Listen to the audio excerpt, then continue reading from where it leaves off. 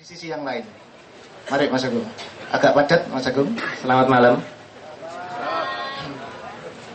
Mohon maaf saya tidak membawa data saya karena komputer saya kebetulan lagi kena virus sehingga saya tidak membawa data saya ke sini.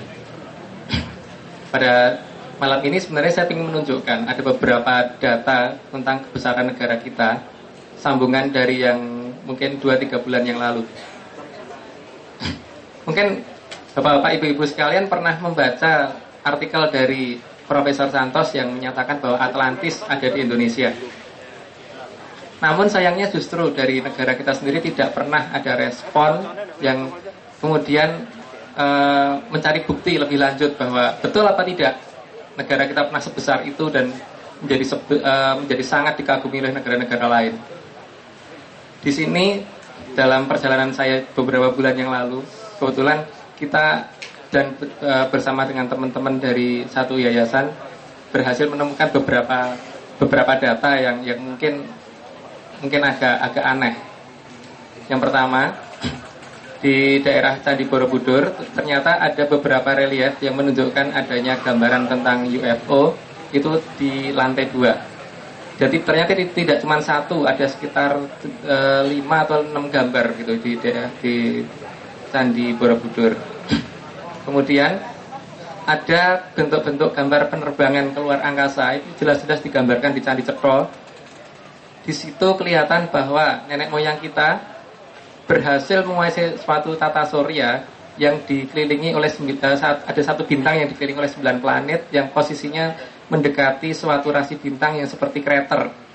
Krater itu bentuknya hampir seperti kepiting, tapi bukan seperti Cancer. Kalau Cancer mas justru mungkin kayak laba-laba ya bentuknya, nggak seperti kepiting. Nah, di sini yang menjadi keprihatinan saya sebenarnya kenapa sih negara kita jadi terpuruk seperti ini, padahal kita ternyata dulunya negara yang sangat besar sekali. Bahkan ada beberapa tempat yang saya curigai, seperti misalkan lapangan terbang Iswahyudi. Lapangan terbang Iswahyudi, kalau kita melihat nama desa-desa sekitarnya itu kelihatan banget bahwa di situ ada nama keraton, ada nama Tegal Turi dan sebagainya yang menunjukkan bahwa ini adalah suatu bekas situs besar yang arealnya sekitar 8 kali 13 kilo. Ini melebihi besar kerajaan Majapahit dan tidak terdata dalam sejarah kita. Dan bisa dibayangkan nggak, dalam membuat suatu lapangan terbang itu pasti butuh suatu tempat yang sudah keras. Bisa dipikir nggak kalau kira-kira Belanda ataupun Jepang dalam membangun suatu lapangan terbang dalam kondisi perang pasti butuh biaya besar, kecuali kalau tinggal babat rumputnya saja. Artinya kalau misalkan di sana memang sudah ada lapangan terbang zaman purba, berarti relief yang ada di Candi Cetro betul, karena ada gambaran tentang penerbangan keluar angkasa memang ada di Candi Cetro dan tidak pernah diungkap oleh sejarawan kita. Itu belum, kalau saya mulai berpikir bahwa Dendels katanya membangun jalan dalam waktu 1000 hari, itu dari Anyer sampai Panarukan, masuk akal apa tidak? Kecuali kalau mereka tinggal babat rumput. Artinya jalan itu sudah dibuat oleh nenek moyang kita, kemudian diakui oleh Belanda. Terus kalau negara kita memang pernah besar, berarti ada benteng yang harusnya kelihatan di minimal, kalau karena saya di tanah Jawa belum mencoba meneliti daerah luar ya, minimal sekali di Pulau Jawa harusnya ada suatu benteng yang memiliki Pulau Jawa. Kok hilang? Gimana caranya itu dihilangkan dan bagaimana sebenarnya sih proses penghilangannya? Pernah terpikir nggak, benteng itu pasti tanahnya keras dan memanjang dari barat ke timur. Satu-satunya tempat yang memungkinkan seperti itu, kalau bapak-bapak, ibu-ibu kira-kira apa? Bisa diperkirakan nggak? Kira-kira apa yang memanjang dari barat ke timur, yang pasti dibangun di daerah yang keras dan pasti itu pasti cukup kuat karena tidak mungkin itu daerah berawa. Satu-satunya kemungkinan adalah rel kereta api yang memanjang dari barat ke timur. Rel kereta api itu ditutup dengan batu krakal, kemudian di atasnya ada relnya. Dengan demikian kita tidak pernah berusaha membongkar bawahnya rel itu ada batu merah menyusun apa tidak.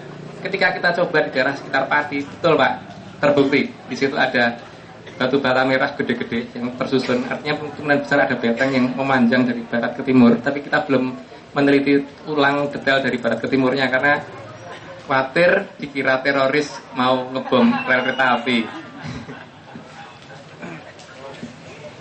Jadi di sini kelihatan sekali penghilangan kebudayaan kita secara terencana dan terstruktur sekali. Penghilangan pertama biasanya dengan menggeser menuju ke mitos. Istilah saya pemitosan. Suatu cerita kebesaran nenek moyang digeser menjadi mitos, kemudian diusahakan supaya kita meninggalkan itu dengan cara misalkan kita tidak pernah berpikir kan wayang itu ada atau tidak. Terus mitos-mitos yang lain seperti Angling Darmo dan sebagainya itu ada atau tidak, karena memang tidak pernah ada yang berusaha untuk mengungkap itu. Tapi kalau kita melihat situsnya ternyata ada, itu Angling Darmo di daerah Jawa Timur ada, di daerah Jawa Barat ada, entah mana yang benar, tapi yang jelas ternyata ini bukan mitos untuk Angling Darmo. Tapi untuk cerita berikutnya wayang dan sebagainya harusnya dikaji ulang lagi. Terus yang kedua ada usaha perubahan dengan cara pemigalitikan. Kalau kita melihat Atlantis itu ada di sekitar 15.000 tahun, berarti paling tidak atau mungkin lebih dari 15.000 tahun, saya lupa karena belum lengkap dalam bahasa bukunya Profesor Santos. Tapi bisa kita perhitungkan bahwa nenek moyang kita tidak mungkin mengalami yang namanya megalitik. Artinya, kalau kita ketemu suatu situs yang megalitik, seharusnya kita kaji ulang atau kita gali lagi. Ini menutupi lokasi di bawahnya apa tidak? Kenyataan yang saya temukan di daerah Cengkuk, Pelabuhan Ratu, di situ ada menhir dan batu-batu kali yang bentuknya perak-perak seperti lantai. Hanya setengah meter itu ternyata ada batu onik yang bentuknya hampir seperti batu giok yang memanjang seperti lantai. Berarti kan yang asli yang di bawah. Menhirnya terus untuk apa? Kalau bukan untuk menipu saja. Jadi banyak sekali penghilangan-penghilangan yang terencana seperti itu. Dan mayoritas situs besar itu ada di daerah yang gunungnya sudah tidak stratovolcano. Jadi stratovolcano itu gunungnya bentuknya masih melancip, itu seperti Merapi. Kalau yang tidak stratovolcano itu seperti Merbabu, terus Gunung Muria, Gunung Wilis, Gunung Kelut, Gunung Salak dan sebagainya. Di daerah sekitar itu pasti ada suatu kerajaan yang besar karena sudah tertutup oleh ini semua. Tertutupnya pun ternyata kalau kita melihat secara geologis tidak secara alamiah, tapi ada sistem cut and fill yang ditutup untuk menutup ini semua. Dari foto akan kelihatan jelas. Sayangnya ya ini komputer saya kena virus jadi nggak bisa menunjukkan di sini. Iya. Semoga bulan depan nggak kena virus lagi. Atau Ibu mau menambahi dari Mas Agung 2 patah kata supaya lebih terkonstruktif. Nah ini ibu angkatnya Mas Agung nih. Ya, selamat malam semua sahabat di sini. Assalamualaikum warahmatullahi wabarakatuh. Indonesia merdeka. Indonesia merdeka. Indonesia merdeka. Baik, saya kesini terundang, tergugah karena beberapa bulan yang lalu saudara saya ini, Mas Agung Bimo Sudtejo, bercerita bahwa pernah diundang oleh Cak Nun. Waktu itu bahasa yang saya tangkap, tapi saya belum lihat Cak Nun ada di sini, Mas MH, dan menceritakan bagaimana audiens di sini. Kebetulan selama beberapa saat saya dengan beliau ini adalah insinyur pertambangan dari ITB yang kemudian beralih profesi atas sebuah hidayah, kalau dari dalam bahasa Islamnya ya, petunjuk untuk menekuni sebuah bidang yang sangat spiritual. Saya pribadi mencoba untuk berada di wilayah spiritual sekitar 8 tahun lalu dan baru menemukan seorang tokoh yang betul-betul real mendudukan perkara spirit di Nusantara ini, baru saudara Agung Bimo Sudtejo ini.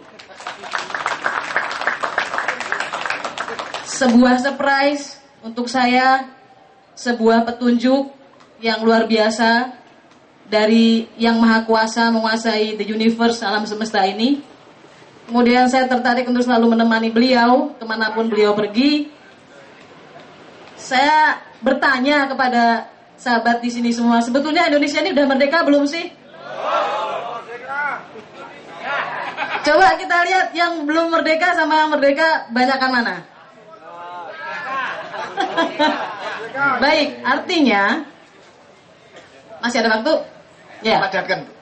Artinya kita perlu mengkaji ulang kemerdekaan ini, dan Mas Agung ini bagi saya adalah sebuah aset bangsa yang harus dipertimbangkan. Tadi saya dengar cerita dari Bapak siapa Pak? Bapak Pujo yang mengikuti seminar di tim sekitar sebulan yang lalu. Taman Mini. Dan dari pihak arkeolog Indonesia ya. Geolog Indonesia.